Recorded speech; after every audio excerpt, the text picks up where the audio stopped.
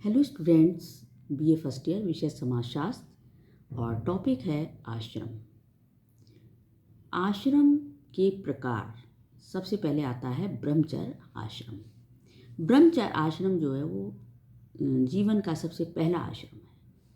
उपनयन संस्कार के बाद, उपनयन संस्कार मतलब जनेऊ के बाद बालक को ब्रह्मचर्य आश्रम में प्रवेश कराया जाता था। अलग अलग वर्ण के बालक के लिए उपनयन संस्कार की आयु अलग अलग थी। ब्राह्मण वर्ग के लिए ये आयु 8 वर्ष थी, क्षत्रिय के लिए 11 वर्ष थी और वैश्य के लिए ये उम्र जो थी 12 वर्ष रखी गई। इस संस्कार के बाद ही बालक को ब्रह्मचर्य आश्रम में प्रवेश कराया जाता था। ब्रह्मचर्य 2 शब्दों से मिलकर बना है, ब्रह्म और प्लस चर्य। ब्रह्म का अर्थ है महान और चर्य का अर्थ है अनुसरण करना या चलाना। इस तरह ब्रह्मचर्य से तात्पर्य है महानता के मार्ग पर चलना, यानी महान आत्माओं का अनुसरण करना। ब्रह्मचर्य का समानता अर्थ यौन संयम से ही लिया जाता है, किंतु ये तो ब्रह्मचर्य का एक ही पहलू है। ब्रह्मचर्य का तात्पर्य सभी प्रकार के संयमों जैसे अनुशासन, कर्तव्यपरायणता, नैतिकता, आचरण की शुद्धता, पवित्रता आदि से है। ब्रह्मचर्य का तात्पर्य केवल इंद्रिय संयम से नहीं था, बल्कि इंद्रियों पर संयम रखते हुए वेदों के अध्ययन से था। मतलब इंद्रियों पर संयम रखकर वेदों का अध्ययन करना जो था वो ब्रह्मचर्य आश्रम के अंतर्गत आता था। इस आश्रम में ब्रह्मचारी संयम से रहता हुआ अपने आप में अनेक गुणों का विकास करता था और अपने चरित्र का निर्माण करता हुआ भावी जीवन के लिए अपने को तैयार करता था। ब्रह्मचर्य आश्रम में बालक को गुरुकुल में ही रहना पड़ता था और उसे यहाँ विशेष प्रकार की दिनचर्या बितानी होती थी और बालक का कार्य जो है वो यहाँ पर अध्ययन कार्य यहीं से नहीं प्रारंभ होता था, बल्कि पहले क्या करना होता था, बालक के लिए पहले गुरु की सेवा करनी होती थी, जैसे कि आश्रम में झाड़ू लगाना, आश्रम की गाय वगैरह को खिलाना पिलाना, हवन के लिए लकड़ी इकट्ठी करना, दान प्राप्त करना, ये सारे कार्य थे। और जब गुरु इन सारे कार्यों से, बालक के सारे कार्यों से जब खुश हो जाता था, तब वो जो था अध्ययन के लिए उसको तैयार समझता था। मतलब उसे ये लगता था कि अब जो है बच्चा जो है वो अध्ययन के लिए तैयार है। तभी उसे वेदों के अध्ययन की जो थी वो आज्ञा दी जाती थी। वेदों के अध्ययन का महत्व सांस्कृतिक परंपराओं को एक पीढ़ी से दूसरी पीढ़ी पर तक पहुंचाने और ऋषि ऋण से छुटकारा प्राप्त करने और ऋषियों के प्रति श्रद्धा भाव व्यक्त करने की दृष्टि से विशेष था। जहाँ तक विद्यार्थी की दिनचर्या का प्रश्न है, वहाँ धर्मशास्त्रों और मनु संहिता के आधार पर यह कहा जा सकता है कि प्रातःकाल उठना ब्रह्म मुहूर्त में और 2 बार केवल भोजन करने की आज्ञा थी बालक के लिए, और शहद, मीठी वस्तुएं, मांस, गंध, जूता, छतरी आदि का प्रयोग उनके बच्चों के लिए वर्जित था। और ब्रह्मचारी के लिए कर्तव्यों का निर्धारण इस प्रकार से किया गया था कि उसका शारीरिक, मानसिक और बौद्धिक विकास ठीक तरीके से हो सके।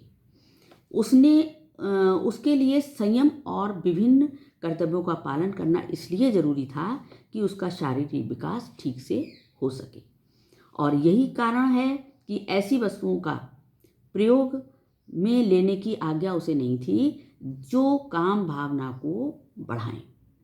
इस आश्रम में बालक के लिए नृत्य, गायन, जुआ, झूठ, हिंसा ये सब वर्जित था। उसके लिए सत्य बोलना, पवित्रता का आचरण करना, सत्य की खोज करना और अध्ययन में रुचि लेना जरूरी था। इसी से उसका मानसिक विकास हो सकता था।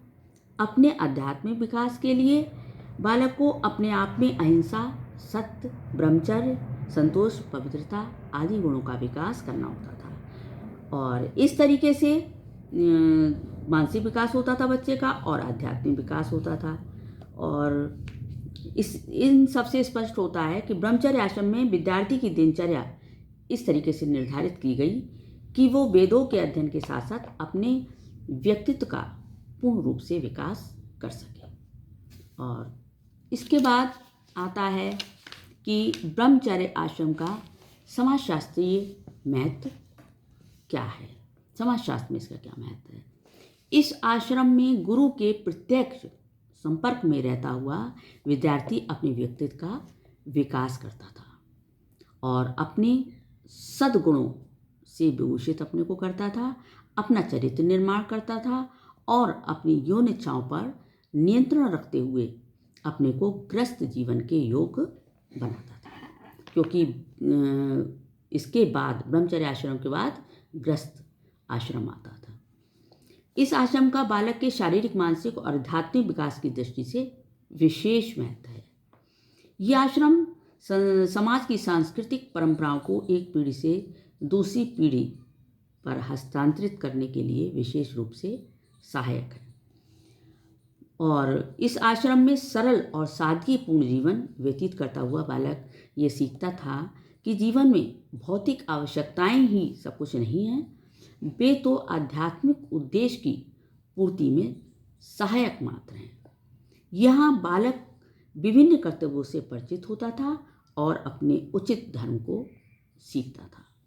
आश्रम व्यवस्था के महत्व पर प्रकाश डालते हुए डॉक्टर कपाड़िया कहते हैं कि छात्रत्व जीवन अवधि का वो समय है जिसमें वेग होता है, तूफान होता है, तनाव, आतुरता, शारीरिक शक्तिवर्धन, भावात्मक अस्थिरता, यौन प्रवृत्ति के विकास, यौनिक उत्तेजना और आत्म प्रदर्शन करने का काल होता है।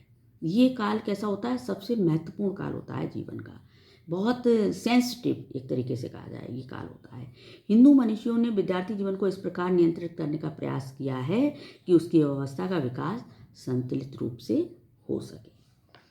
इसे नियंत्रित जीवन भी कहा जा सकता है। ये आश्रम श्रम के महत्व से व्यक्ति को परिचित करा के उसके जीवन में असफलताओं की संभावनाओं को काफ़ी घटा देता है। मतलब इसमें बताया गया है कि श्रम का वास्तविक महत्व क्या है, और यदि व्यक्ति श्रम करता है, मेहनत करता है, तो वो उसकी असफलता की संभावना बहुत कम रह जाती है। यह आश्रम बालकों को सादा जीवन और उच्च विचार के लिए प्रेरित करता है। ये अब इसके बाद आता है गृहस्थ आश्रम। ये मैं नेक्स्ट वीडियो में समझाऊंगी। Thank you.